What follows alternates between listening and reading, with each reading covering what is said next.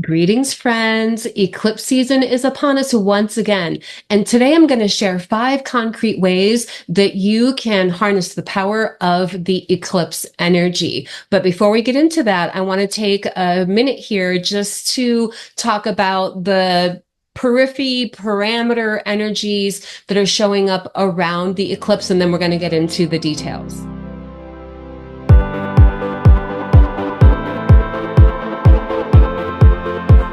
The first thing that I want to talk about is that this moon is called a supermoon. And why is that? That's because right now the moon is closer to the Earth than it sometimes is.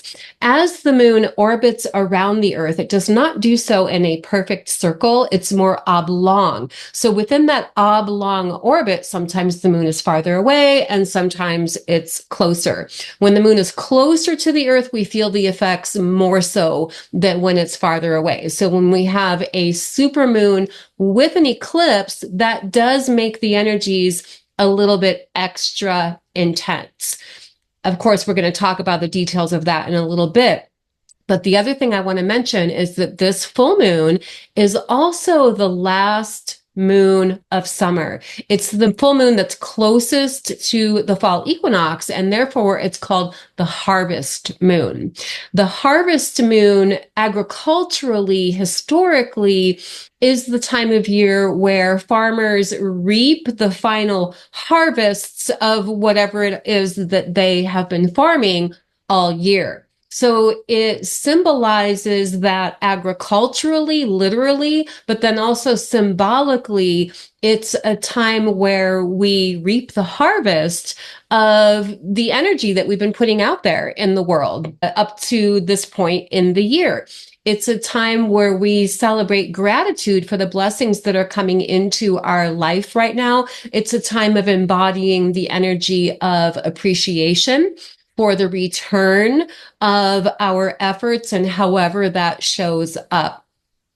So we've got like different spheres of energetic significances happening right now. Another thing I want to mention is that this full moon eclipse is a partial eclipse, and sometimes partial eclipses are considered to be not as intense as total eclipses. However, because of the fact that this full moon is in Pisces, which is a water sign, and the moon is connected with the water element, and this full moon is conjunct to Neptune, which is also associated with water element, this is a time where with this full moon eclipse, even though it's a partial eclipse, it's still going to be really intense. And in a little bit, I'm going to talk about the astrology around that. But first, I want to refresh our awareness around what the significance of eclipses are. Eclipses typically happen twice a year. We have a solar and a lunar eclipse twice a year, 6 months apart. And because of that, the energy that is activated with one eclipse season carries over to the next eclipse season. This is our last eclipse season of the year. So this is bringing us into a new cycle of experience based on the last lunar eclipse we had, which was March 25th earlier this year. However, there's an extra significance to this lunar eclipse because it's in Pisces, and this is the first time that we've had a lunar eclipse at this almost exact degree since September 16th, 2016. So there's a larger cycle that is coming to a culmination in our lives right now, in addition to the smaller 6-month cycle that we all collectively experience. So as usual, I'm going to recommend that you pull your natal chart out if you have that and take a look to see where the Pisces sector of the sky is for you in your personal chart, because the themes that are showing up for you personally regarding this Pisces eclipse are going to have to do with the themes connected to the planets that are in that sector of the sky in your chart, if any, and the house. I will be explaining this a little bit more as we're getting into it. But in general, eclipses, because they have to do with shadows cast upon the moon, in the case of the lunar eclipse, they symbolize revealing that which has been hidden or obscure. So it's illuminating our conscious awareness based on things that have felt a little nebulous unconsciously. So full moon eclipses always serve to illuminate our awareness. They bring revelations. So one of the ways that you can directly harness the power of this eclipse for yourself is to have some self-reflection. In what ways is my awareness being illuminated? What revelations are arising from deep within my unconscious mind? Eclipses, both solar and lunar, are always about endings and beginnings as well. And that's because they're connected to the nodes of the moon. The south node eclipses are more connected to completions and endings, while the north node eclipses are connected to new beginnings. Now, this particular eclipse in the sign of Pisces at 25 degrees is a north node eclipse. And so ultimately, it's going to have the effect of collectively supporting us all and having some type of new path, new cycle of experience. However, because the moon is in Pisces, there are components of endings happening here because Pisces is the last sign of the zodiac. And one of the things that it's connected to is endings, completions. So endings and beginnings at the same time. While one door is closing, the other door is opening.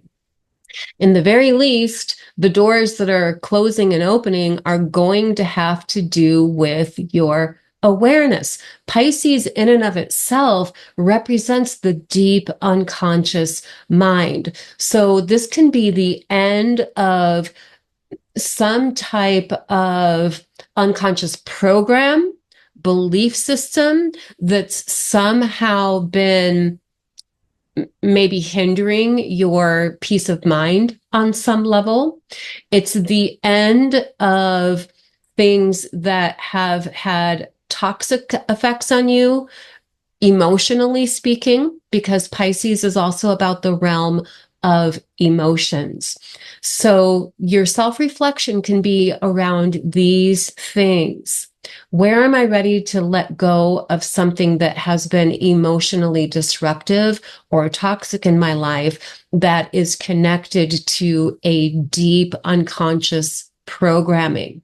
Now, here's the thing. That deep unconscious programming in some way has been playing itself out in your waking reality through life, through your life's encounters, situations, circumstances, ways of relating.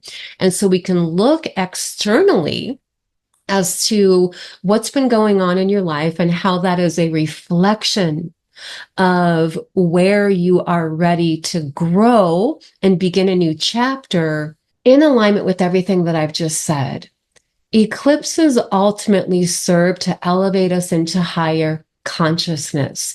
And one of the things that we can do to harness the power of this aspect of this eclipse is spending time in meditation, especially because the moon is in Pisces. Pisces is connected to all things spiritual, and that includes meditation practices. So taking time out for not only self-reflection and contemplation, but actual meditation. This eclipse is happening on the Pisces-Virgo axis for everyone collectively. Pisces and Virgo, both respectively in their own ways, are connected to matters having to do with health and healing. One of the archetypes associated with Virgo is the healer. It's the high priestess. And in shamanic astrology, Virgo represents things that are connected to our sense of sacred work, while Pisces can represent self-undoing and self-sabotaging. Pisces also represents things that are connected to spiritual retreat. So giving yourself a little bit of extra space for spiritual self-nurturing while we're leading into these eclipse energies. Now, the actual eclipse happens on September 17th, 2024 at 7:34 p.m. Pacific time.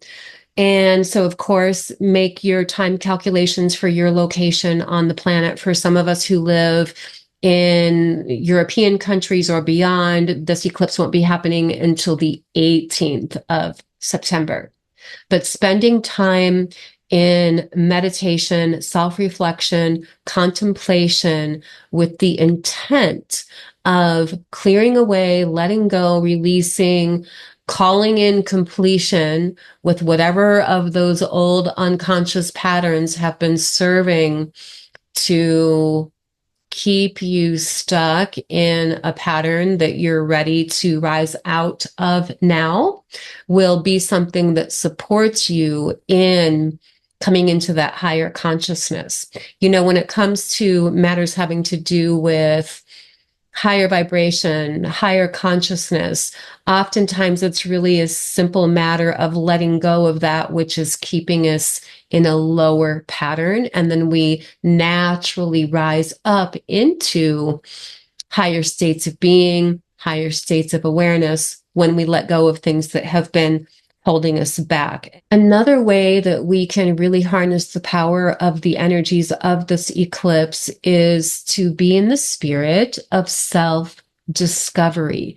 Be curious about what you're ready to step into now and get excited about what you feel ready to step into. If there's ever been a time to launch into something that you've had your heart set on, the energy now definitely is supporting that turning of the page of one chapter of experience into a new chapter of experience.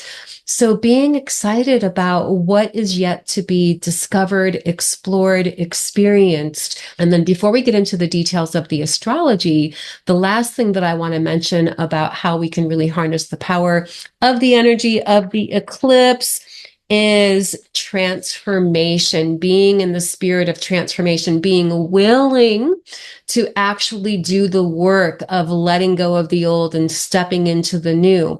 Transformation mindset plus self-reflection, meditation, and following through with action equals healing and empowerment, renewed vitality. Let's go ahead and take a look at some of the astrological details that are connected to this eclipse.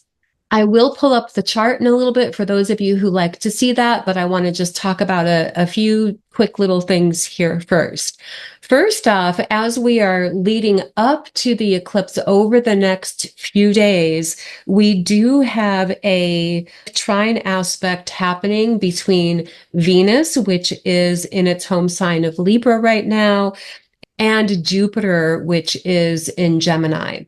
Trines and sextile aspects are positive, harmonious aspects, so we might not always notice them as much as we do the quote challenge aspects, but these are positive energy gifts that we are living in right now. So Venus, the planet of love, harmony, beauty, balance, creative envisioning, relationship dynamics. Jupiter brings expansion to all of these qualities. And there's a lot of different ways that we can all experience this. Personally, I'm talking about the collective energies right now. And then if you want to get a little heads up on how you can harness the power of this transit personally, then look to see where Venus is in your chart and where Jupiter is in your chart. Again, Venus is in Libra and Jupiter is in Gemini. So we're coming into a positive vibration, harmonious, expansive, growth-oriented energy as we are leading up to the eclipse. But the other thing that I want to talk about before I talk about the actual eclipse dynamics is that we also have Mars in Cancer right now. While on one level, this can serve to inspire us to channel our action-oriented focus in matters that have to do with our private life, our home, our emotions, our intuition. This energy can be a little bit glitchy in the way that Mars likes to be straightforward, direct, action-oriented, assertive energy, while the Cancer energy is more sidesteppy. If you think about how crabs move, which is related to the sign of Cancer, they move, they shift side to side. They're not direct. So we have these two energies that are not necessarily super harmonious. The thing I want to mention here, though, especially about Mars is out of bounds for the days leading up to the eclipse. On the day of the eclipse on the 17th, it comes back into being in bounds. But when a planet is out of bounds, it means that it's drifting outside of its usual ecliptic pattern. And so it brings exaggerated energies. Now, I want to mention this because it's this dynamic specifically that can leave us feeling a little bit edgy, emotionally speaking. In the days leading up to the eclipse, we may feel a little more emotionally agitated or more quick to be agitated than we normally would. It's a time where we can feel heightened emotional responses or even a little bit erratic. Choosing to ride the wave of the harmonious Venus energy can be a pathway forward, because I'm looking down at the chart here and I'm noticing that Mars in Cancer is actually squaring Neptune, which is conjunct the full moon eclipse. So this is going to make the edginess of that even more pronounced. Let me go ahead and pull the chart up here so I can show you some of these things that I'm talking about, so I'm not just continuing to look down. Alrighty, hopefully you can all see all of that. So what I was just talking about here is, here's Mars in Cancer, and you can see that there's the square happening with Neptune and the moon. Now, a few weeks ago when I did the new moon video, the moon was over here, and I talked about how by the time we have the eclipse, it's going to be right in between Neptune and Saturn, which is where we're at right now. Mars is squaring these energies. So Mars is the action-oriented movement in our chart.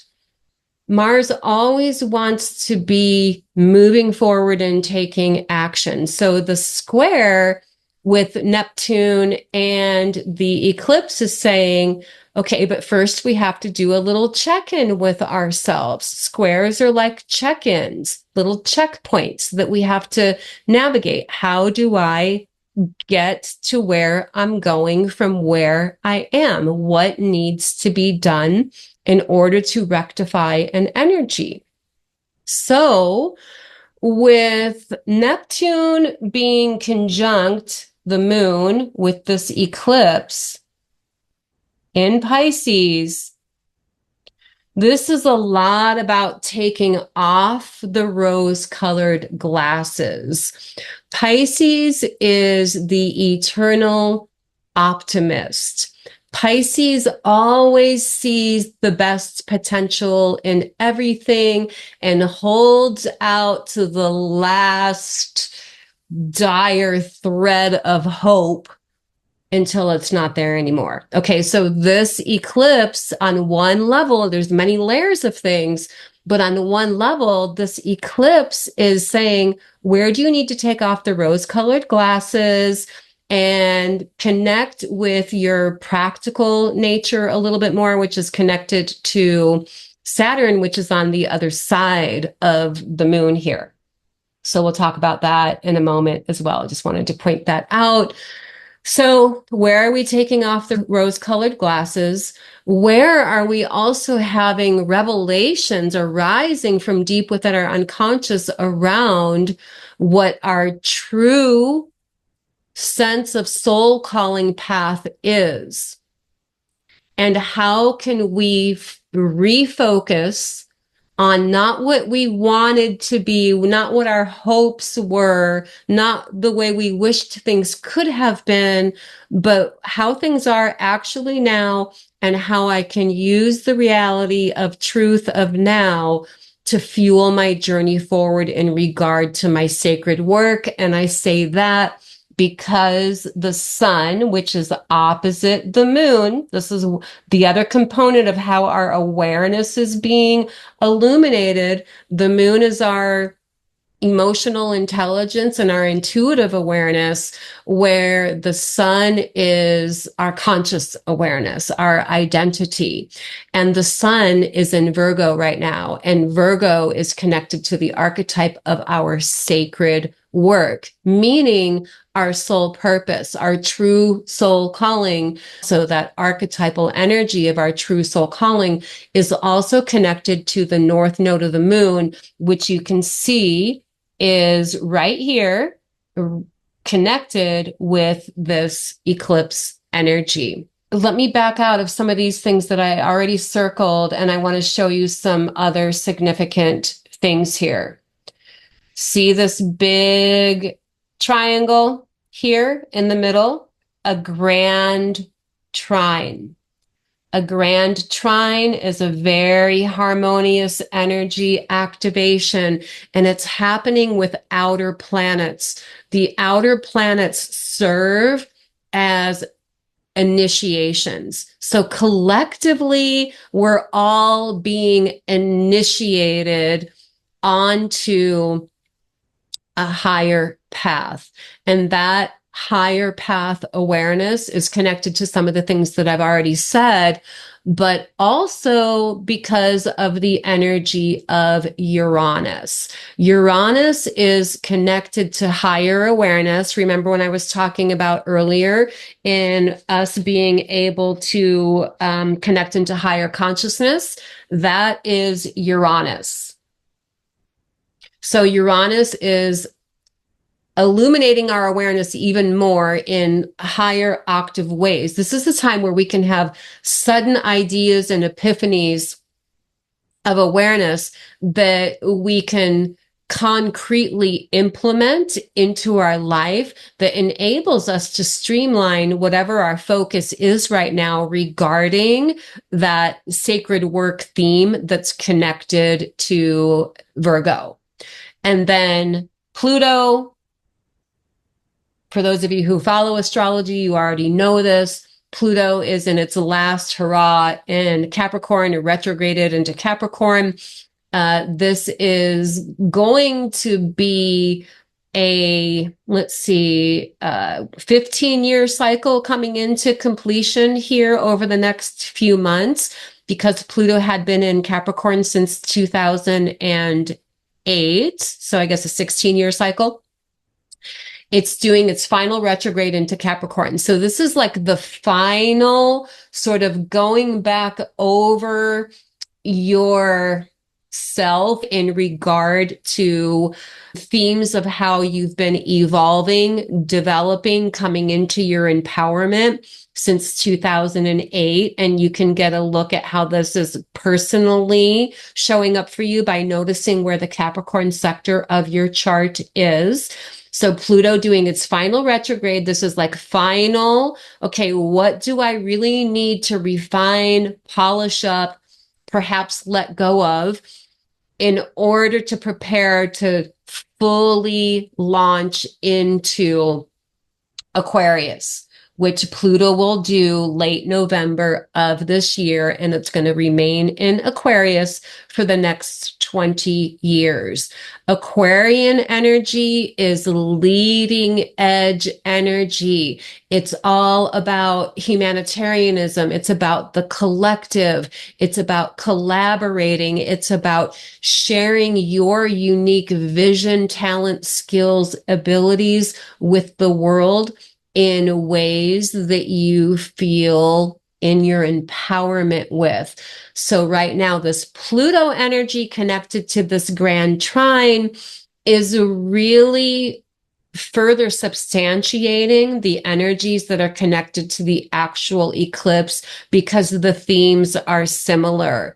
Pluto is this last review of what do we need to really calibrate or alchemize in preparation for moving into a new cycle.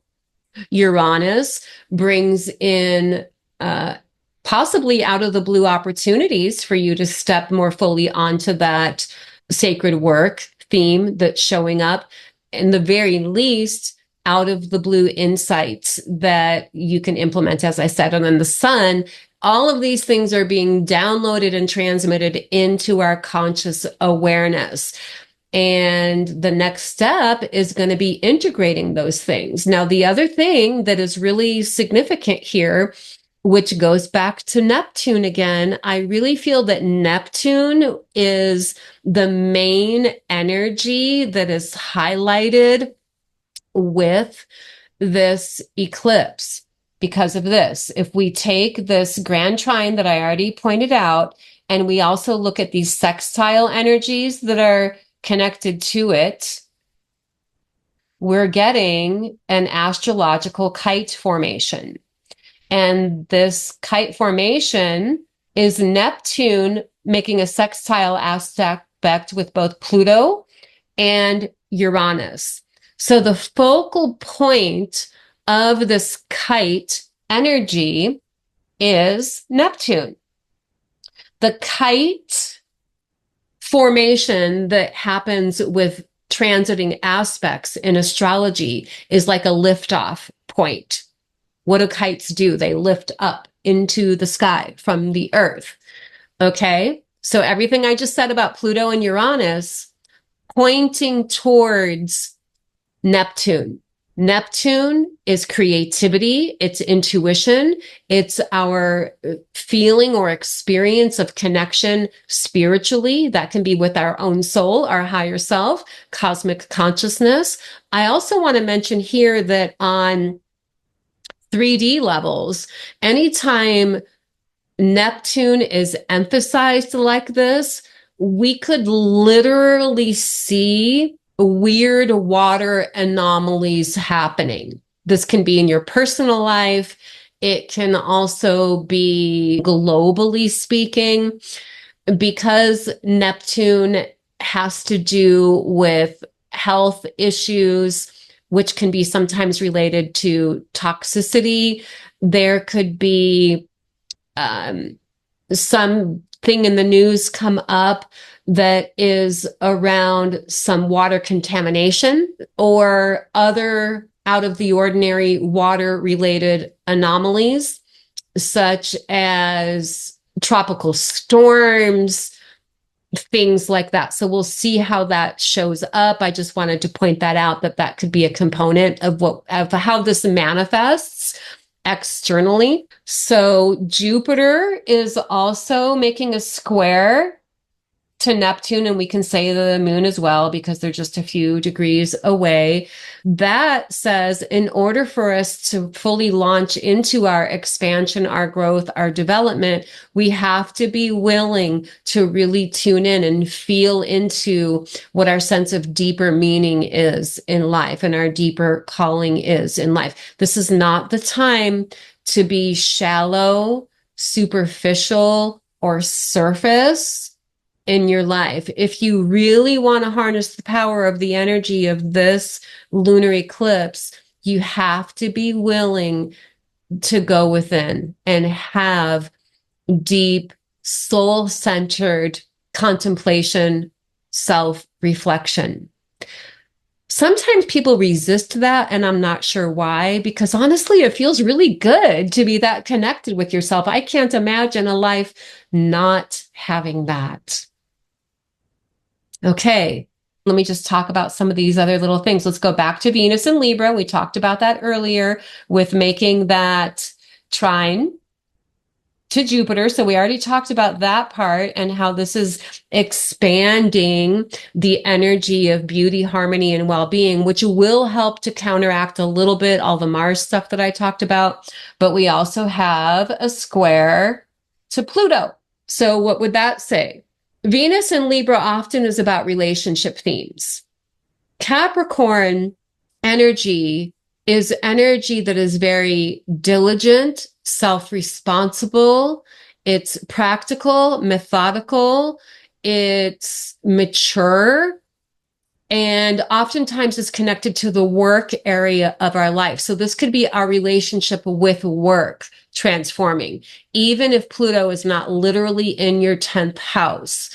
Whatever house Capricorn is in, it would be the work element connected to that is experiencing a transformation that will lead you into a new harmony. And let's see what else here. Saturn opposing Mercury. Mercury is our conscious awareness, our mind sharing ideas. Saturn is responsibilities. Saturn in Pisces, opposite Mercury in Virgo. To me, it feels like there's a way where we can take our emotional intelligence, our intuitive intelligence, and work in tandem with our rational, logical mind to accomplish or achieve whatever our personal goals are. So I'm going to go ahead and stop sharing this now, and we can just wrap up with some final thoughts here. How are you guys feeling the energies? Are you already feeling it as we're coming up into, like, the eclipse doesn't even actually happen until the 17th, but for those of us who are empaths, extra sensitive, oftentimes we feel the energy well in advance. The eclipse season typically begins like a month before the actual eclipse happens. So many of us maybe have been feeling these energies starting to bubble in even a few weeks ago when we had the new moon.